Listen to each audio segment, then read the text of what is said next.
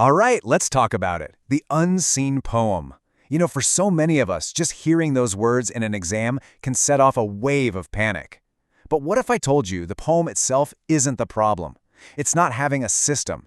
So today, we're going to break down a simple, step-by-step method to turn that panic into pure confidence. So here's our game plan. We'll start by talking about that initial panic and how to handle it. Then we'll get into a super important rule, reading the poem twice. After that, we'll cover 3 basic questions to get you started, unpack a toolkit of things to look for, and then the big one. I'll show you the golden sentence for writing your analysis. And finally, we'll wrap up with some real, practical exam strategies. It's the whole roadmap from fear to focus. Okay, so let's start right there, with that feeling. The exam paper opens, you turn the page, you see this block of text you've never laid eyes on before, and your mind just goes completely blank. Look, that is a totally normal reaction. If you're nodding your head right now, trust me, you are not alone. It's probably one of the biggest anxieties students have, but that's exactly what we're here to fix.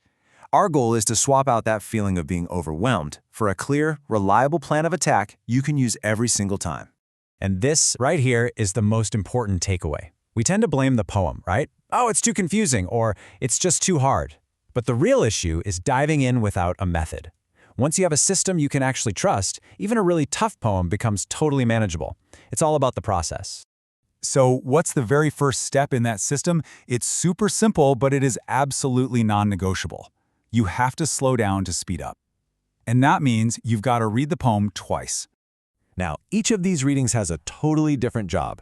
The first time you read it, your only goal is to get the gist of it. Seriously, that's it. What's literally happening? Who seems to be talking? Don't even worry about metaphors or any of that deep stuff yet. Then, on the second read, your brain is already warmed up and you'll start to notice the little things. An interesting word, a repeated image, maybe a change in the mood. And this leads to a super important mindset shift. You have to give yourself permission to not get it all at once. The people marking your exam know this poem is new to you. This isn't a test of some kind of instant genius. It's a test of how you work through a text using a clear method. So just take a breath. A little confusion at the start is actually part of the process. All right, so you've read the poem twice. Your brain's engaged. Now what? Well, before you start hunting for literary devices, you need to get your bearings. Think of these next 3 questions as your compass for the poem. These 3 questions are your foundation. Answering them, even with just a simple one-sentence answer, is a massive confidence booster. First, what's literally going on? Second, what's the overall feeling here? Is it happy, sad, angry? And third, what's the big idea the poet seems to be getting at? If you can jot down answers to these, you already have the core of your analysis figured out. Okay, you've got your foundation. Now we can start digging a little deeper for clues. This is where we open up our analytical toolkit and start looking for the specific choices the poet made to create all that meaning you've just started to uncover. And here's a simple checklist to get you going. First, look at the title. It's often a huge clue just sitting there.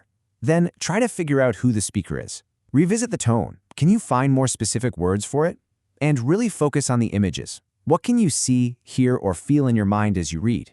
These are your doorways into the poem. Now listen, you do not need to know 100 different literary terms. Just focus on the big ones, the ones that show up all the time. Imagery, which we just mentioned. Metaphors and similes, those comparisons that create deeper meaning. Repetition, if a poet repeats something, it's for a reason. It's a signal for emphasis. And contrast, where you see 2 opposite ideas put together to make a point.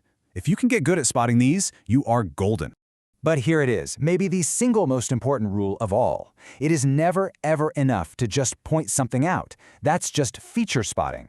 You have to explain why it's there. So don't just say, the poet uses a metaphor. You need to say, the metaphor shows, and then explain what it shows. Always, always explain the effect.